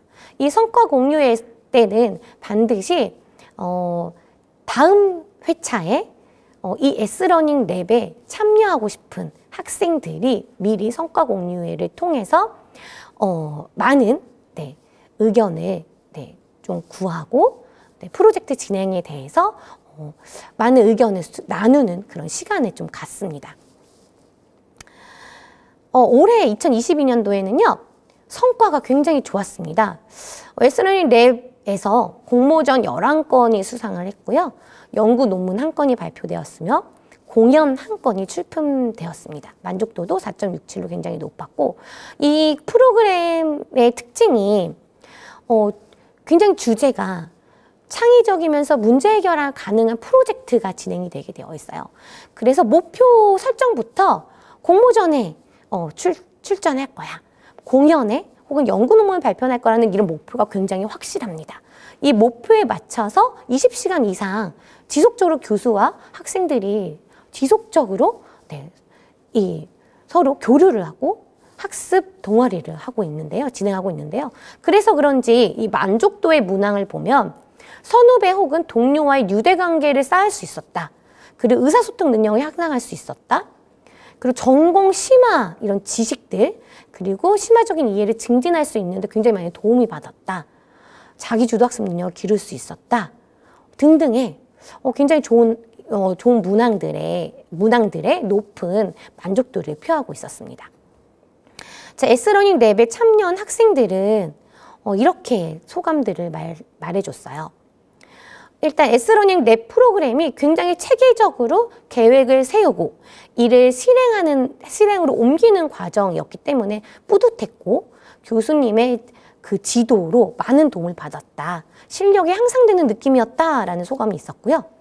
그리고 학교에서 이렇게 공식적으로 지원을 받는 활동이기 때문에 뭔가 성실하게 활동을 임해야 된다라는 학습 동기가 좀 발휘되었다. 그래서 더 열심히 참여했다라는 소감들을 발표를 했습니다. 자, 마무리를 하려고 합니다. 우선 앞으로 나아가야 될 방향인데요. 시대적으로 요구하는 학습 역량 제고의 부분은 사실 굉장히 중요한 당면 과제이고요. 특히나 우수학생, 학습 저성과 학생 등 학습자 특성에 따른 적극적인 학습 지원이 필요하고 개선돼야 될 부분이 있습니다. 보통 프로그램을 운영하는 데 있어서 학습 저성과 학생들을 위주로 프로그램이 진행되고 있는데 사실상 우수 학생들을 위해서 튜터 인증 제도라든지 아니면 리더스 클럽과 같은 프로그램들을 통해서 우수 학생들에 대한 적극적인 학습 지원도 필요합니다. 그래야 서로 상호 간 협동학습이 가능하겠죠. 자, 마지막으로 러닝 익스퍼리언스 디자인을 통해서 학생 맞춤형 학습 지원이 필요합니다. 사실 제가 LED라는 이 러닝 익스퍼리언스 디자인을 굉장히 강조하고 싶었던 부분이기도 합니다. 교육을 할 때 사실 무엇을 가르칠 것인가 라는 그런 기획자 혹은 강사 입장에서 생각을 하기 마련입니다. 우리 교수학습원의 우리 연구원들도 뭔가 기획하고 이거를 학생들에게 지원해줘야 된다라는 마인드를 많이 갖고 있는데 러닝 익스퍼리언스 디자인의 가장 중요한 핵심은 교육생의 입장, 즉 교육 수요자의 입장에서 그들이 어디서 언제 어떤 체험을 할 것인가, 어떤 감정을 느낄 것인가 라는 관점으로 그들에게 맞는 학생 맞춤형 환경을 설정하고 설계해야 되는 게 굉장히 중요합니다. 이게 바로 러닝 익스퍼리언스 디자인이고요. 다시금 말씀드리면 교육생의 관점에서 학습할 기회를 제공하고 환경을 설계하는 것, 그리고 학생들이 스스로 실천하기 위한 방안을 마련하고 그걸 옆에서 지속적으로 체계적으로 지원하는 것이 LXD의 역할입니다. 그렇다면 교수학습원의 저희 선생님, 그리고 저뿐만 아니라 저의 연구 선생님들도 교육 담당자로서 단순히 큐레이터가 아니라 학습 에듀 어드바이저로서 학습 코칭으로서의 역할을 분명히 해야 된다라는 게 중요하겠죠. 자, 앞으로는 개별화와 협력학습을 통해서 학습 맞춤을 운영하는 프로그램들이 지원될 필요가 있습니다. 그래서 저희들도 LED라는 러닝 익스퍼리언스 디자인의 기반으로 큐레이터이자 코치로서의 역할을 다하도록 노력하도록 하겠습니다. 감사합니다.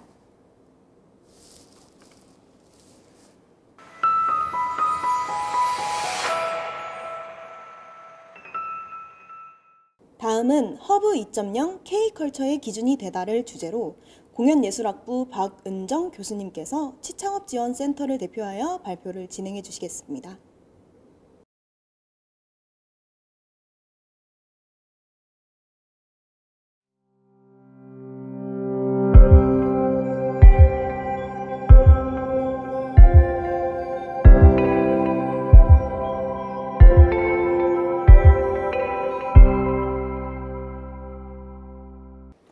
안녕하세요. 2022년 서경대학교 대학혁신추진사업단 우수성과를 발표하게 된 공연예술학부 무대패션 전공의 박은정 교수입니다.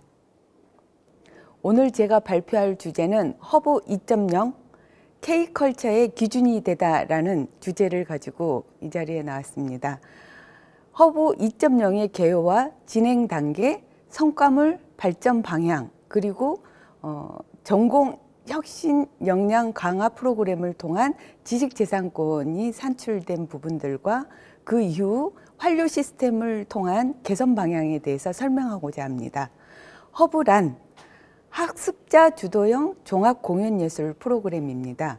오른쪽에 모형도를 보시면 저희 대학의 다양한 인프라를 포함해서 무대 패션 전공이 기획하고 창작 콘텐츠를 내고 인재 콘텐츠를 나오고 융복합 콘텐츠 이 세 가지 콘텐츠를 창출을 해서 그 창출을 하는 협업 기간 동안 현장 실무용 프로덕션 시스템의 교육 강화가 되면서 창작 콘텐츠를 개발한 걸 지식재산권을 확보를 하고 그리고 취창업의 사회적 경쟁력을 갖게 하기 위한 우수한 프로그램입니다.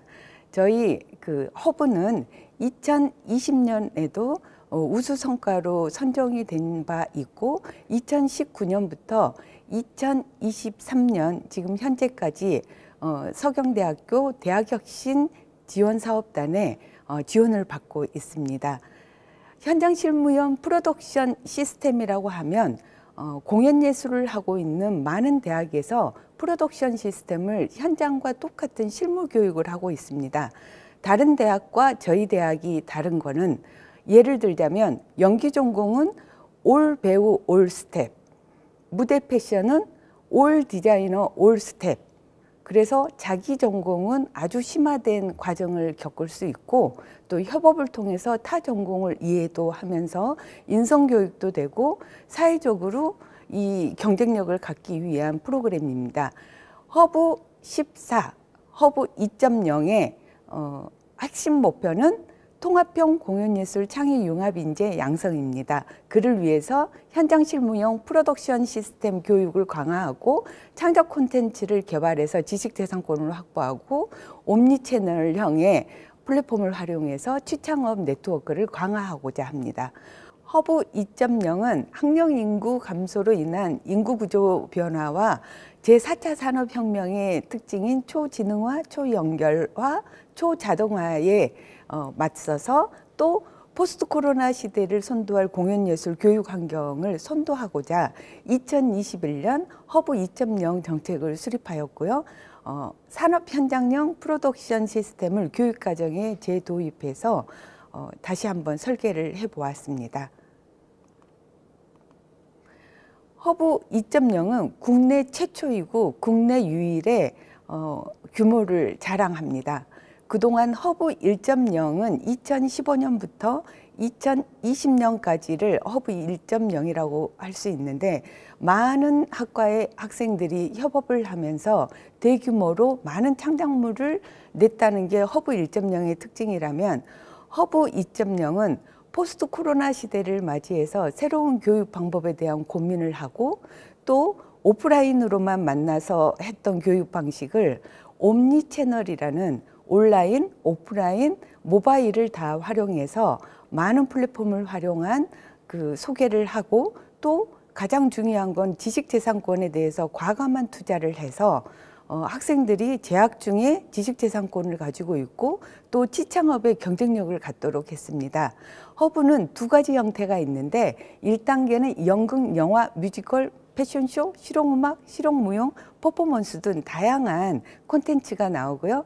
이 모든 1단계의 작품 중에서 하이라이트, 아주 좋은 부분을 모아서 1시간 이내에 1단계의 하이라이트 모음, 코스튬 갈라쇼를 진행합니다. 이게 허브라고 할 수 있습니다. 그래서 학생들만 공연을 하는 게 아니라 외부 예술가들까지 초청해서 공연의 퀄리티를 높이고 창작 콘텐츠의 퀄리티를 높이는 컨셉을 가지고 있습니다. 오른쪽의 내용들은 그와 관련된 창작 콘텐츠의 결과물입니다. 허브 14 성과물 중에서 제가 성과 지표를 분석을 해보았습니다. 허브에서는 다양한 콘텐츠가 나옵니다. 창작 콘텐츠, 융복합 콘텐츠, 인재 콘텐츠. 이걸 그 성과물을 내기 위해서 어떤 노력을 해야 되는지에 대해서 제가 저희 본교의 특성화 자료를 분석을 해서 만들어낸 표입니다. 왼쪽에 보시면 허브 1.0 시대와 허브 2.0 시대에 대한 간단한 데이터이고요. 상단에 보면 허브 중에서 코스튬 갈라쇼인 허브를 통해서 나올 수 있는 창작 콘텐츠가 뭐가 있는지를 보여드립니다. 스테이지 수가 몇 개고 착장 수가 몇 개여서 의상이 2022년 허브 14 하단을 보시면 토탈 600개 정도의 착장 컷이 나왔는데 영상과 음원은 지식재산권을 제가 공부하면서 보니까 작품이 만들어지는 그 순간, 영상이 SNS에 오르는 순간 지식재산권이 이렇게 효력을 발생한다는 것을 알게 되었습니다. 그래서 별도로 지식재산권을 출원하지 않고도 저희가 가진 지식재산권이 영상만 해도 2021년 41건, 2022년 32건인 것을 알 수 있습니다. 허브는 지식재산권은 물론 제작을 하는 것도 있지만 자격증이나 수상을 하거나 경진대회나 혹은 저희 대학 취창업지원센터에서 만들어진 스키 프로그램을 활용해 가지고 다양한 결과물을 내었는데요. 특히 저희 지식재산권 실제로 출원된 거는 작년에 5건이 있고요. 올해는 45건을 지금 출원 중에 있습니다. 인재 콘텐츠는 19개, 우리 대학 정말 대규모죠. 19개의 전공이 다 협업을 해서 참여하는 학생 수는 지금 2022년만 해도 지금 하단에 보시는 것처럼 649명입니다. 취업률과 이 허브를 참여했던 학생들이 취업률이 과연 얼마나 되는지를 데이터를 분석해 봤더니 76.2%의 취업률과 66.7%의 유지 취업률이 나왔습니다. 제가 오늘 지금부터 여러분들께 발표하는 내용 중에 가장 중요한 거는 그럼 허브를 제외한 다른 그 전공 간의 협업을 통해서 어떤 지식재산권이 나오는지 그 아이템들을 찾아보기 위해서 전공 실무 역량 강화를 위한 어떤 프로그램이 진행되었는지를 보여드리도록 하겠습니다. 일단 허브 2.0의 발전 방향은 이러합니다. 옴니채널, 온라인, 오프라인, 모바일 이 세 플랫폼을 활용해서 활성화했고요. 그리고 전공 교육 과정을 대폭 확대를 해서 무대 패션, 무대 기술, 연기 전공의 교육 과정을 환류 시스템에 의해서 다시 재분석해서 그걸 교과 과정에 재반영을 했습니다. 전공 실무 역량 강화를 해서 나온 창작 콘텐츠는 결국은 지식재산권을 확보하도록 학교에 대단위의 지원이 있었고요. 그리고 이런 모든 부분들에 대해서 학생들이 아트만이 아니라 아트 앤 테크놀로지에 대한 어떤 교육 방법에 대한 그 지원이 계속 이루어져 있음을 알 수 있습니다. 그래서 허브 2.0은 4차 혁명 시대를 위한 창작 기획력과 기술력을 갖춘 인재 교육을 어떻게 해야 되는지에 대한 내용이 들어있고 인문, 과학, 예술, 패션이 모여서 어떤 콘텐츠를 만들어내는지를 볼 수 있는 좋은 사례입니다.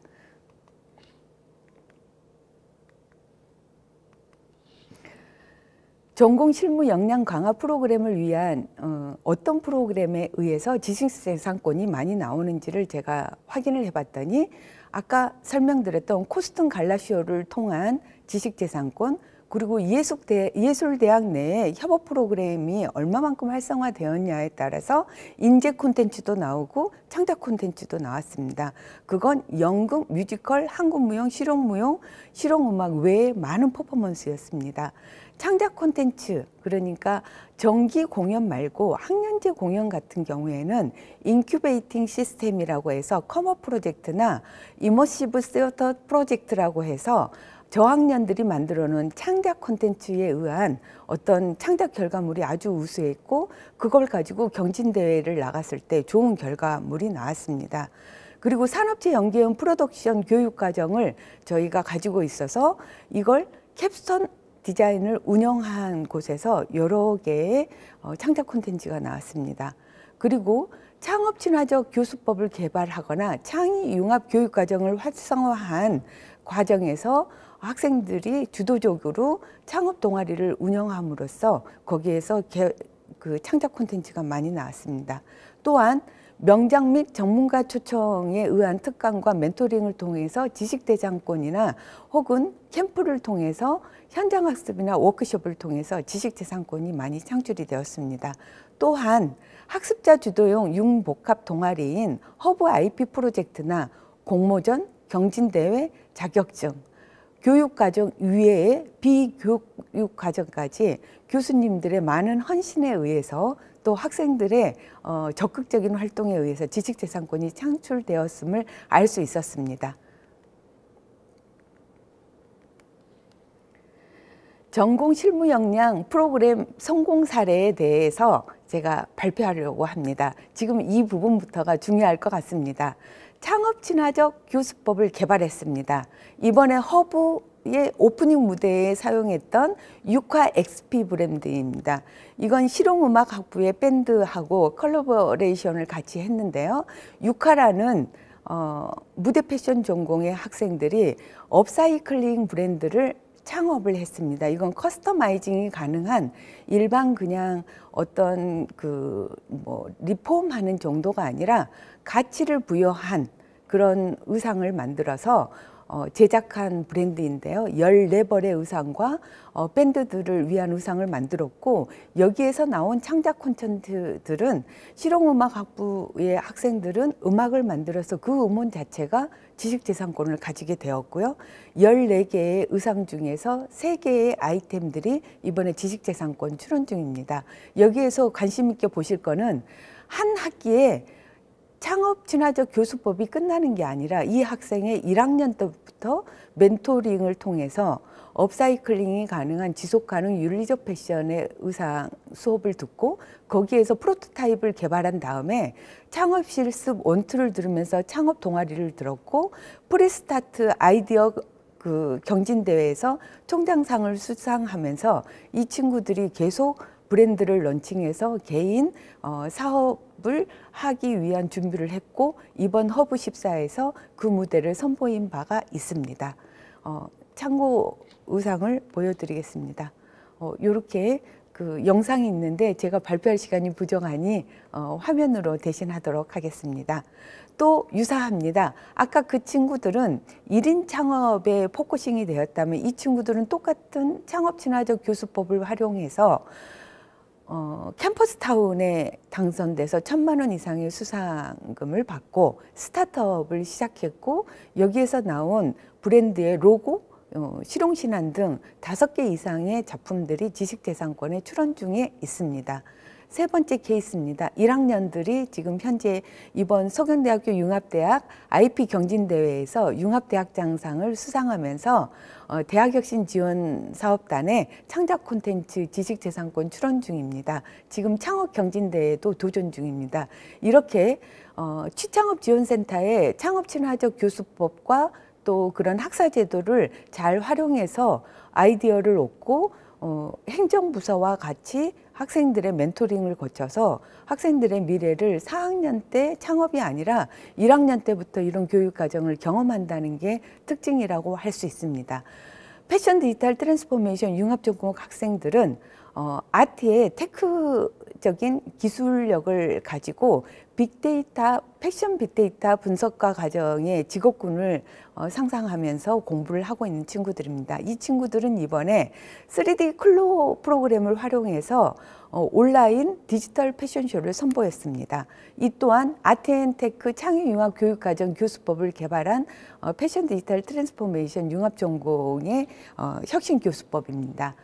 이 교육과정을 거친 친구들은 우리 대학에 공모전에 도전을 했습니다. 그래서 뮤지컬 학과는 우수상을 탔고 무대 패션은 두 팀이 장려상을 확보를 했습니다.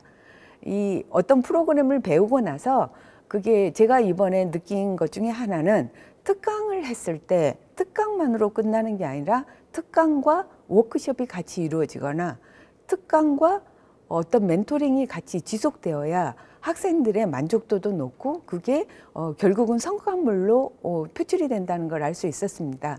교육 과정만 끝나는 게 아니라 교육받은 거를 어딘가에 도전해서 그걸 성과를 추진할 수 있도록 처음에 학습 계획부터 목표를 세우고 그 성과에 대한 어떤 결과물을 냈을 때 칭찬하거나 혹은 성적에 반영해 주는 것도 좋은 방법인 것 같습니다. 진로심리상담센터에서 2022년 드림 링크업 진로교육 프로그램이 있었습니다. 이때 특징은 굉장히 그 프로그램 만족도가 높았고요. 동문 선배들이 진로 코칭 간담회에 직접 들어와서 세 분야에 대한 디자이너, 무대 의상, 또 MD 과정에 대해서 멘토링과 또 직업군에 대해서 설명을 했는데 그 이후로 피드백이 이루어집니다. 아까도 설명드린 것처럼 허브를 4회 이상 참여했던 학생들로 취업률이 76.2%이고 유지 취업률이 66.7%에 기여한 동문 선배들이 와서 아주 격이 없이 멘토링을 받고 지금도 개개인의 멘토링을 해주고 있는 게 특징입니다. 내년에는 더 이 프로그램을 올해는 2023년에는 이 프로그램을 더 확대해 볼 생각입니다. 이번 우수 사례 중에서 가장 또 자랑할 만한 것입니다. 신산업 분야 지식재산 융합인재 양성 사업에 지식재산권 전문가 특강과 워크숍이 있었습니다. 저희는 일반적인 지식재산권의 특강이 아니라 패션 포트폴리오, 그러니까 취업을 갈 때 저희가 이력서하고 포트폴리오를 가져가야 되는데 이걸 이북으로 만든 프로세스를 하면 어떨까 하는 발상에 의해서 실무 역량을 강화하기 위해서 메타버스와 지식재산권 또 전자책 전문가와 함께하는 지식재산권 특강을 시작했고 워크숍도 하고요.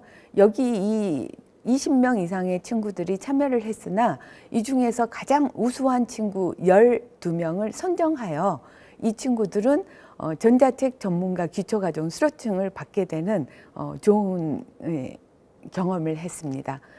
또 전공 실무 역량 강화 프로그램 성공 사례 중에 하나는 지금 보시는 것처럼 무대 기술 쪽의 무대 디자인과 조명입니다.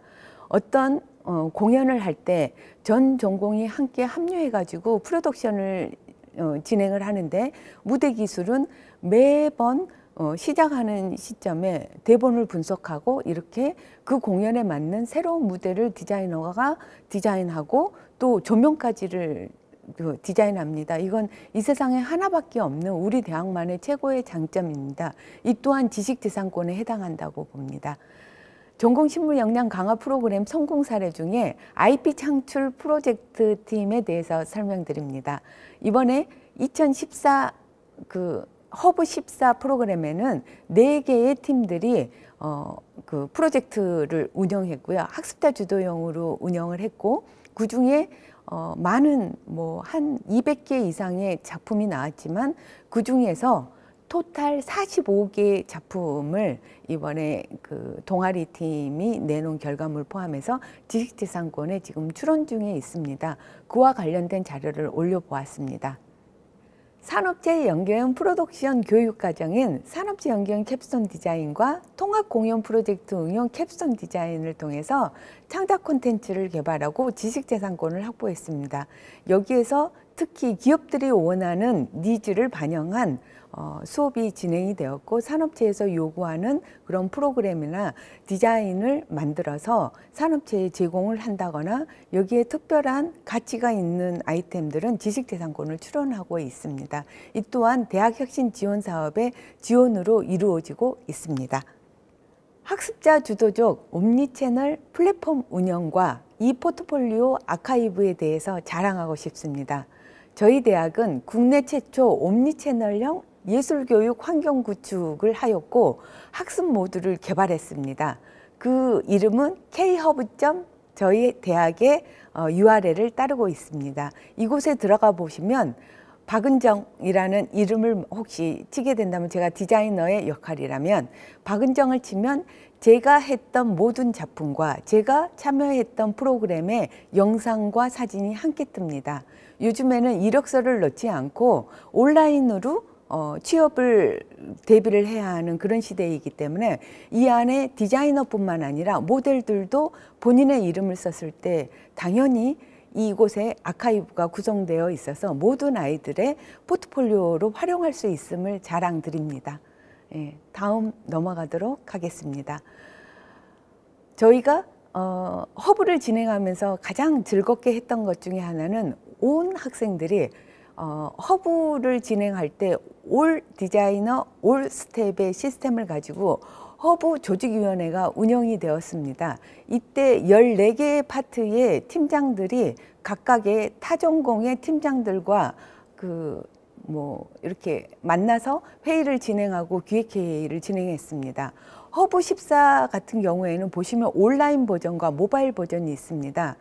저희가 앞으로 더 추구해야 할 바는 모바일 버전이라고 봅니다. 지금 제가 여기서 누르지는 않지만 여건이 되시면 한번 열어보시면 좋을 것 같습니다. 온라인은 PC 버전으로 볼 수 있는 거고 보통의 거의 대부분의 MZ세대나 그리고 요즘에 나이 드신 분들 포함 다 모바일 버전에 최적화되어 있는 프로그램을 많이 보는데요. 이 프로그램을 눌렀을 때, 클릭을 했을 때 근 350쪽에 해당하는 허브 14의 프로그램에 진행됐던 사진, 특성화가 어떻게 진행되고 학생들이 어떤 지식재산권을 갖는지 또 이 책 또한 지식재산권의 역할을 하고 있습니다.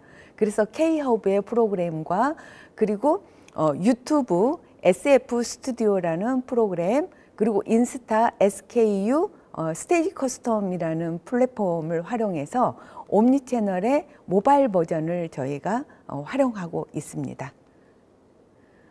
또한 저희는 항상 학기 초가 되면 이 프로그램을 허브를 진행하기 위해서 밴드를 운영합니다.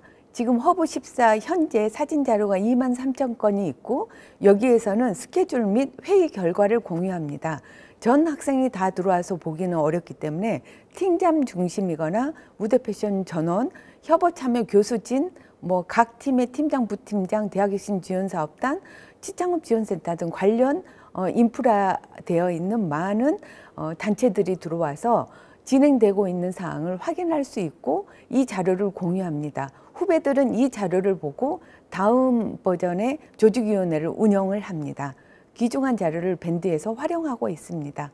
이 또한 학습자 주도적 옴니채널 플랫폼 운영이 이 포트폴리오 아카이브에 활용되고 있는 좋은 사례라고 볼 수 있습니다.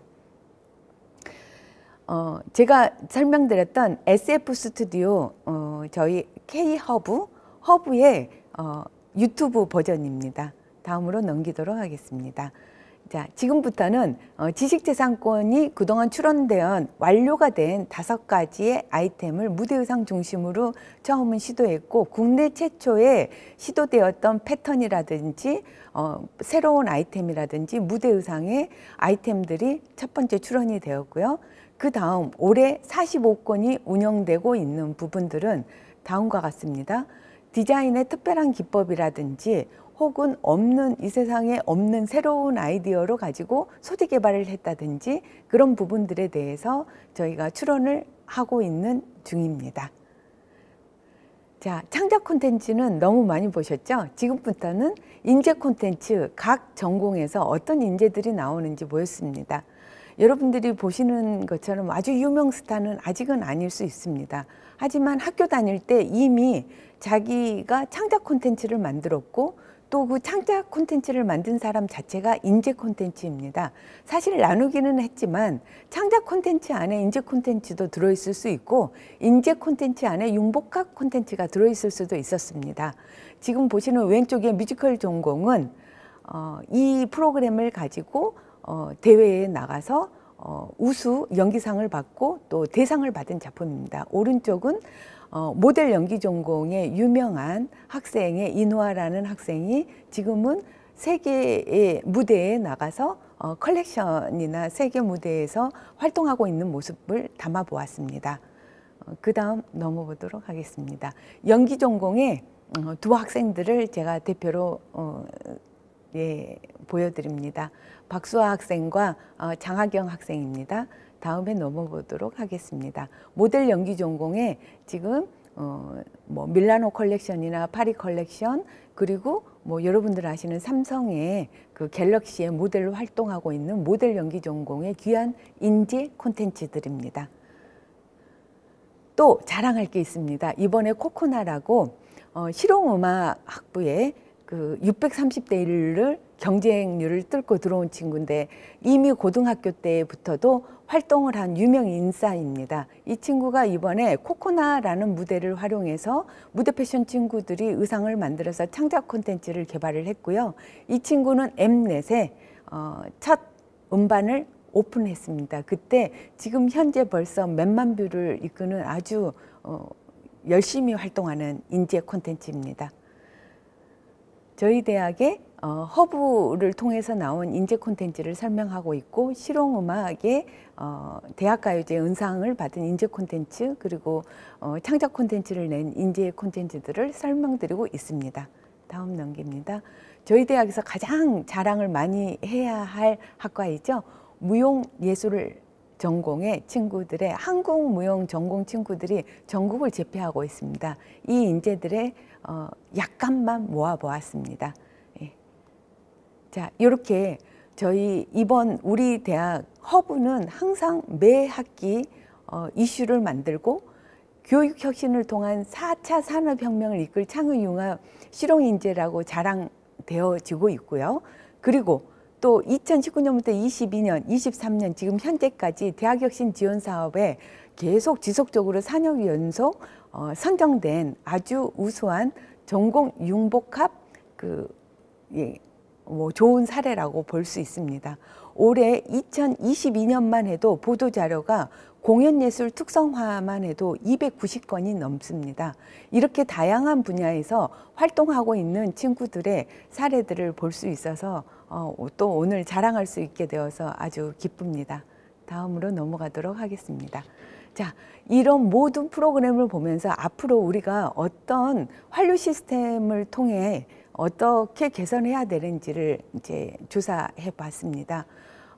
개선 방안에 대한 많은 허브 활성화에 필요한 노후 기자재 변경이나 확충을 위한 인프라를 구축해야 되고, 옴니채널을 정착시키면서 활성화해야 한다는 데이터가 나왔습니다. 그리고 개선 방안 중에서 전공교육과정 분석 연구를 더욱더 확대해서 2023년에는 무대 패션, 무대 기술, 연기 전공, 연출 전공까지 확대해서 이 또한 허브에 다시 재반영해서 학생들에게 좋은 프로그램으로 수업에 임하려고 합니다. 산업체 연계형 전공의 교과목을 지속적으로 성과를 확대하고자 합니다.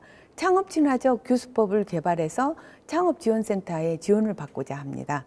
모든 특강과 워크숍을 고도화시키고 또 지식재산권과 관련된 멘토링을 지속적으로 받고자 합니다. 마지막입니다. 공연예술 실물 자료를 디지털화하고 또 작품의 기술적 품질 향상을 위해서 예산 및 기자재 보강을 요구드리고 싶습니다. 그리고 모든 저희 대학의 학생들은 재능기부, 교육기부, 문화기부가 아름다운 학교 서경대학교를 실천하고 있고, 허브는 무대의상연구소와 함께 지역사회 기업 프로그램, 지역상생 프로그램을 지속적으로 해오고 있었고, 현재 2023년 현재 250건의 지역사회 기업 및 프로그램을 활성화했습니다.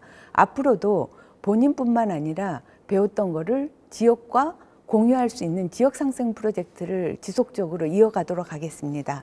동문기업과 산업현장형 프로덕션 시스템을 갖춘 가족기업의 확대와 인턴십, 취업을 독려드리고 싶습니다.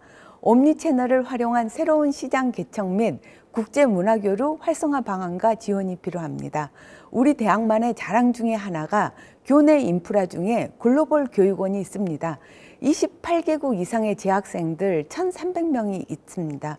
이 친구들이 허브 프로그램에 이번 허브 14에 40명의 장학생들이 와서 프로그램을 공유했고, 허브 15부터는 그 프로그램에 일부 참여해서 협업도 하고, 그걸 또 SNS에 홍보함으로써 글로벌이 멀리 있는 글로벌이 아니라 우리 안에 글로벌 마케팅이 전략적으로 필요하다고 봅니다.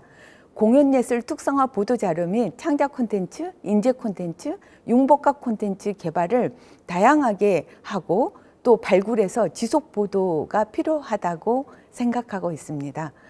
오늘 이 자리에 쓸 수 있도록 도와주셔서 감사하고, 앞으로 더 좋은 프로그램으로 다시 한번 뵙도록 하겠습니다. 감사합니다.